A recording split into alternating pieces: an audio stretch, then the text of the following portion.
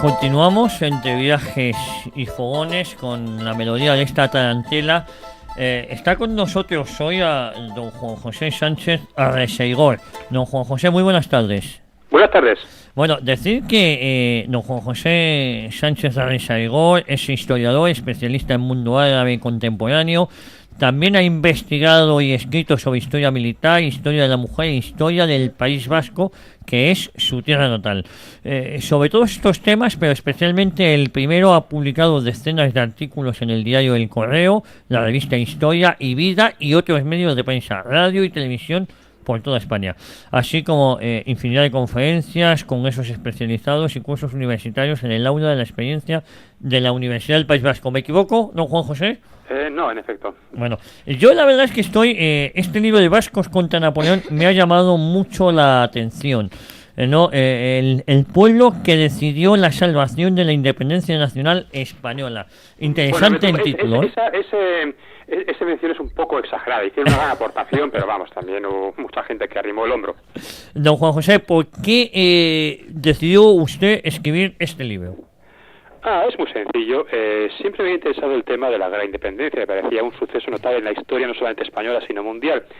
Y después de leer un excelente libro de John L. Tons sobre la guerra de la independencia en Navarra, centrándose en la figura de Espoz-y-Mina, una obra excelente, aunque no estoy de acuerdo con algunas de sus conclusiones, y después de haber leído otro libro también bastante bueno sobre la guerra de independencia en Santander, quise buscar un libro semejante sobre el País Vasco. Quería enterarme lo que había pasado por aquí. Así que me fui a las bibliotecas de Bilbao, de las universidades, de las municipales, de la Diputación, y descubrí, para mi asombro, de que esta obra no existía, de que no se había escrito nada al respecto. Y entonces decidí que yo iba a escribir ese libro que faltaba por ser escrito, que fui a los archivos, comprobé que había documentación disponible, que nadie había consultado, que nadie se había molestado en consultar, así que estuve trabajando durante 5 o 6 años, consultando todas las fuentes, consultando toda la bibliografía, y para escribirlo, porque me parecía que era un hueco colosal en nuestra historiografía. Muy buenas tardes, don José. Soy Pachi Junquera, encantado de saludarle. Sí. ¿Qué importancia tuvo el País Vasco en la guerra? Bueno, casi todas las tropas napoleónicas entraban y salían por aquí, cruzaban el Bidasoa, y de forma secundaria entraban por la costa catalana. Pero este era el eje principal porque digamos que había una línea recta que tiraba desde París a Hendaya y a la frontera, y desde ahí casi en línea recta, desde ahí hasta Lisboa, que era el objetivo final de Napoleón para expulsar a los británicos. Entonces casi todo el eje fundamental de comunicaciones pasaba por aquí, las tropas, las armas, los pertrechos, los refuerzos, los suministros, todo entraba y salía por aquí. Y aquí es donde además se podía converger la flota británica sobre ese eje principal de comunicaciones, de modo que las guerrillas del País Vasco y de Navarra eran para Napoleón mucho más problemáticas que las guerrillas de, por ejemplo, Asturias o Cantabria, no porque fueran menos valientes, sino porque la región tenía menos importancia estratégica. De hecho, Asturias y Santander fueron ocupadas e invadidas alternativamente varias veces a lo largo de la guerra, pero el País Vasco no, al País Vasco se aferraron con todas sus fuerzas desde el principio hasta el final. Buenas tardes, don Juan José. Soy Luis Miguel Sánchez, encantado de saludarle. Mucho gusto. Teniendo en cuenta lo poderoso que era el enemigo, ¿cuáles fueron los motivos que de verdad empujaron a luchar a esta gente? Primero de todo, la idea de la traición, porque Napoleón entró aquí como amigo, nos habíamos aliado para invadir Portugal. Esta parte no solemos olvidarla, lo que éramos cómplices para agredir a un tercero más débil, y que luego, pues simplemente la guerra estalló porque el bandido más fuerte decidió no compartir el botín con su cómplice, que éramos nosotros. Claro, Godoy, el malvado y el denostado Godoy, carga con la culpa. Nosotros éramos muy buenos y muy inocentes, pero recibimos a los franceses como amigos hasta que dejaron de serlo. Y eso fue el inicio de la rebelión, la traición.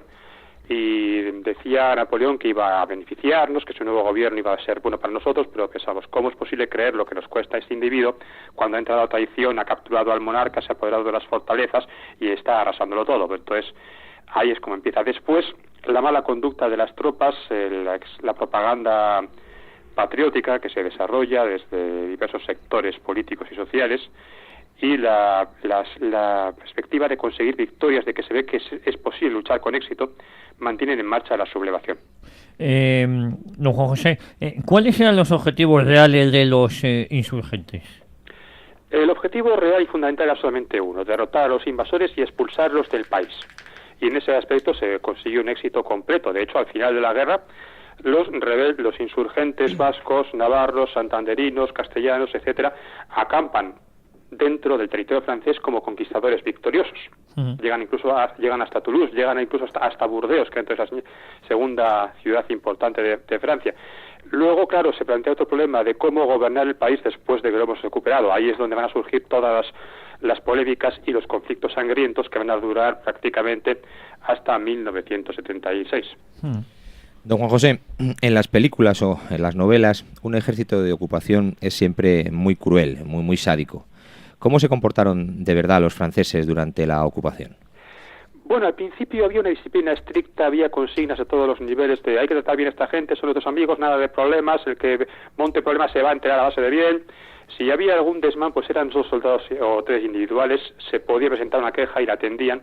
Después, cuando se quitan la careta, se comportan con arrogancia, con soberbia, pero mientras se les obedezca no se comportan de una forma cruel o brutal.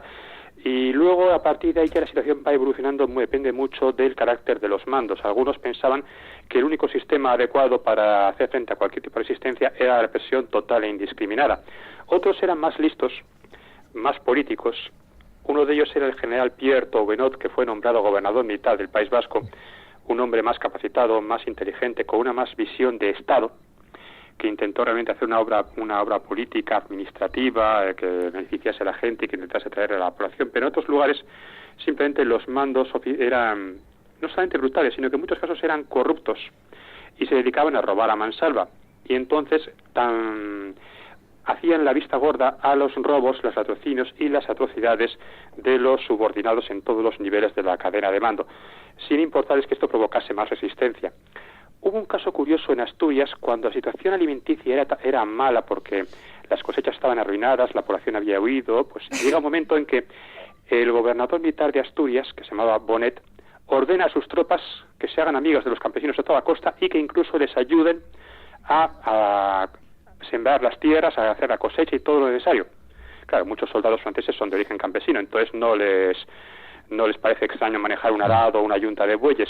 Pero esto se hizo en un momento dado simplemente porque o lo hacían así o se morían todos de hambre, invasores e inválidos. Don Juan José, ¿hubo alguna diferencia entre la situación vasca, la actitud de los vascos y el resto de España? Realmente no. Sometidos a los mismos estímulos y en la misma coyuntura, reaccionaron todos al unísono de forma espontánea.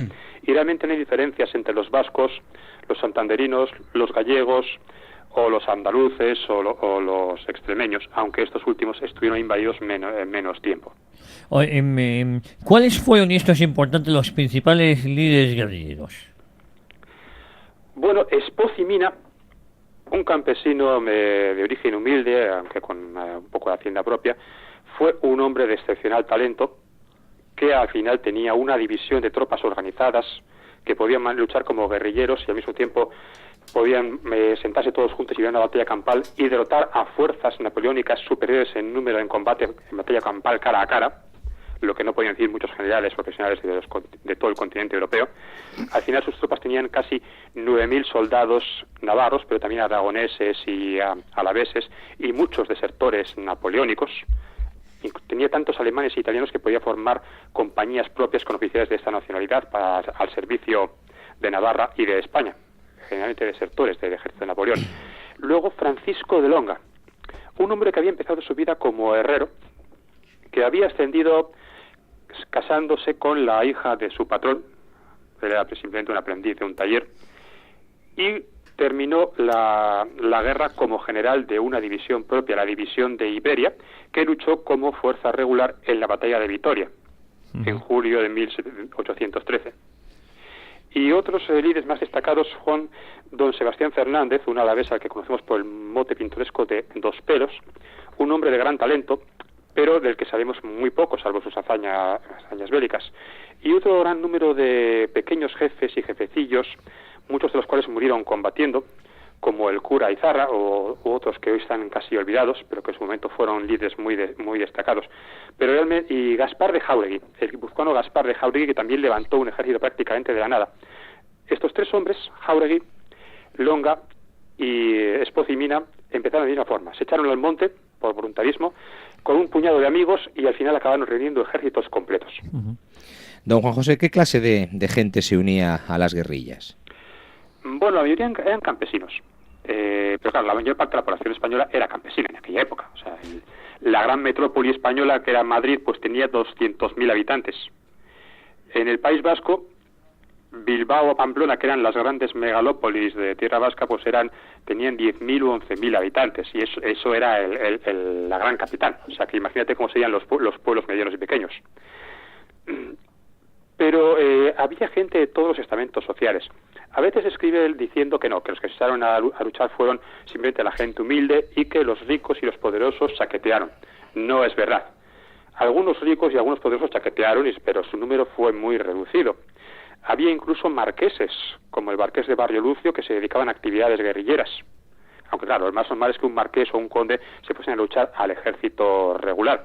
El marqués de Barrio Lucio luchó en lo que hoy es La Rioja, que entonces no existía como provincia, La Rioja, Logroño, Álava, toda la zona del sur de Álava, y luego se marchó a Valencia con sus tropas. Luego había estudiantes, profesores, técnicos, como por ejemplo un reloj. En un pueblo, por ejemplo, buscaron los franceses una lista de sospechosos: el hijo del alcalde, el relojero, el tabernero, 3 o 4 campesinos, varios pescadores, o sea, gente de todos los estamentos y todos los niveles sociales, sacerdotes también, aunque no tantos como se ha dicho. Don Juan José, en las películas, en las novelas, siempre aparece una hermosa guerrillera. ¿Eso tiene algo de verdad o es tan solo un tópico? Pues algo tiene de verdad. En principio se supone que en una sociedad machista que la guerra es cosa de hombres, y además de hombres muy hombres, y que las mujeres tienen que quedarse en casa en la cocina y no se preocupen. Pero ¿qué pasa cuando la guerra llega hasta la cocina? ¿Qué pasa cuando la cocina, donde la mujer tiene que estar a salvo y tranquila, está llena de soldados franceses que están desvalijando la despensa porque siempre están hambrientos, porque su intendencia no les da bien de comer? Pues entonces muchas mujeres acabaron combatiendo de verdad. Y muchas son solamente un nombre en las canciones, como una tal Juana Guerra, que se menciona en un poema donde dice una lista de guerrilleros alaveses. Otras, Martina de Ibaibardega, por ejemplo, llegaron a dirigir su propia banda de 50 hombres, pero se comportaban de forma brutal y los guerrilleros Espoz y Mina, Longa y otros más enviaron una partida para arrestarles porque se comportaban casi como bandidos. Sin embargo, ella fue indultada y acabó luchando como soldado profesional en la división de Iberia de Longa. Oye, don José, ¿y cuáles fueron esas consecuencias de esa lucha por parte de esta guerrillera? ¿Tenemos constancia? ¿De Martina de Ibaibardega, sí, es decir? Sí. Bueno, ella atacó a los franceses, la temían, en sus despachos se veía, decían, la Martina, una segunda amazona. Pero, por suerte los propios guerrilleros se han hartado de ella porque era muy bestia y la han arrestado probablemente para fusilarla, pero no la fusilaron. Y al final, pues ella fue indultada de las acusaciones de bandidaje después de la guerra, pudo casarse y vivir tranquila el resto de sus días. Don Juan José, ¿actualmente en qué estamos trabajando?